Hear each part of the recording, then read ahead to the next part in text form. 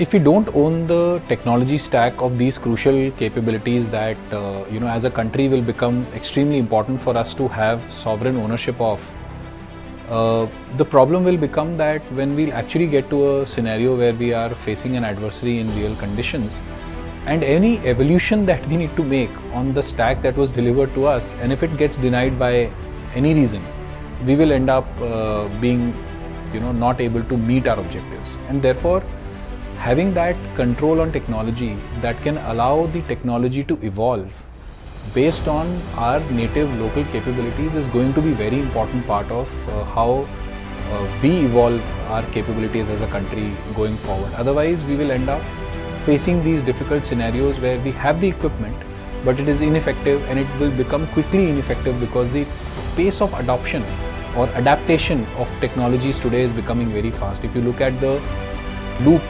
of evolution of technology, of measures and countermeasures and then counter-countermeasures, it's almost shrunk into a few weeks in the real warfare that is happening in Ukraine, Russia and other parts of the world. So that loop has to be very, very close, and it cannot happen unless we have control over the core stack of the data. So having a homegrown EW stack allows you to, one, make sure that the system is not, and it has to be investigated for not having any vulnerabilities from a supply chain standpoint, not having the dependency on certain areas or software or hardware where you can be denied the technology. On top of that, you need to make sure that you can edit the stack to evolve and adapt to the kind of conditions you will face on the ground. So all of these three will become very, very important. One is ensuring there is cyber safety. Second is ensuring that there is strategic autonomy. And then of course, the third is ensuring that the value that is being delivered is retained within the country and it's not going outside the country. If we are dependent on overseas suppliers for some of this crucial technology, and if we, for any reason, even if not intentional, we lose the ability to upgrade our capability, which is desirous in a dynamic environment, we will end up suffering operational reduction, capability reduction, and it may even lead to adverse effects on the outcomes of what we are trying to achieve as an objective in a mission. So therefore, it is going to be very important to have a lot of homegrown capability in these domains particularly. I think over the next decade, a few things will happen in India.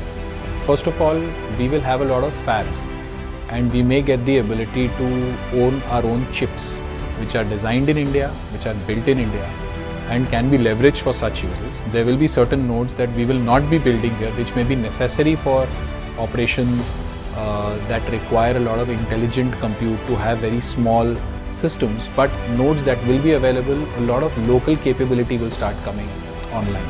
That is going to be one part of reduction of risk of cybersecurity in the country. The second part is going to be that we will own the stack. We will own the stack grounds up. We will have the ability to control the stack, and our understanding of the stack will grow up.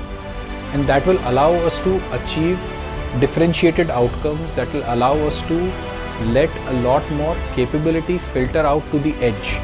A lot more adoption and adaptability will be delivered to the edge, and people on the edge who are doing the operations will have the ability to morph and modify the system in intelligent ways. So a lot of evolution on intelligence will happen of how the system can react to a difficult environment, and then of course a lot of evolution will happen on the core stack on which the software is sitting, being of sovereign origin.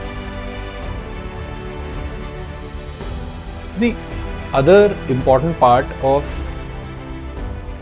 what's going to happen is that a lot of AI is going to be embedded on the edge, both on the drones themselves, because when they need to go dark, when they need to operate in a manner that is fully autonomous, because they will not have live communications, particularly in certain modes of operation or certain durations of operation or certain actions that they will take, particularly while targeting. In those scenarios, intelligence on the edge on the drone will become very crucial. I think that's a part that a lot of evolution will happen in the next few years.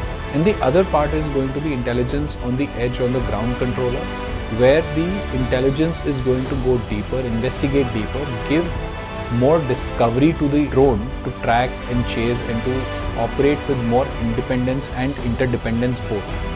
And then of course it's going to lead to a lot of teaming, robotic teaming, where teaming is happening between homogeneous systems of a similar kind, of a similar make or build. There is going to be teaming in heterogeneous systems, and there is going to be teaming in systems that are in the air as well as systems that are on the ground, ensuring that particularly for fast moving and fast reaction times for threats that are launched right from our border, the reaction time to take an end effect is going to be much shorter, and it's going to be shrunk by a very large margin, so that those kind of misadventures are prevented.